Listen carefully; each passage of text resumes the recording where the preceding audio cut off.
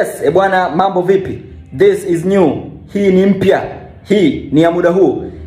Klabu ya Simba Sports imeweza kutuma ofa rasmi ama official offer kwa kambi ya mchezaji raia wa Nigeria na klabu ya Stellenbosch ambaye anaitwa Ibrahim Jabal. Sasa siku tatu zilizopita niliweza kuripoti kwamba Simba wameonyesha nia lakini bado hawajatuma official offer kwa maana ya offer rasmi.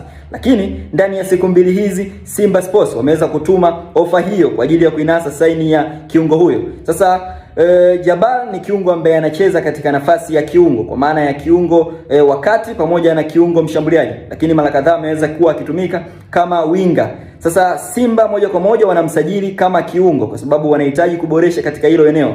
Na kama ambavyo nimeweza kuripoti hapo nyuma ni kwamba hili ni pendekezo la moja kwa moja la kocha mkuu wa Simba Sports Steve Barker ambaye amewahi kufanya naye kazi katika ile timu ya Stellenbosch ambayo alikuwa kiungo huyo. Sasa ni hatua chache ambazo kwa sasa zinasubiriwa kuafikiwa kwa sababu Simba na mchezaji mazungumzo yalishaanza, lakini sasa hivi official offer imeweza kutumwa na muda wowote huenda deal likawa done. Nitarudi kugonga msumari wa mwisho.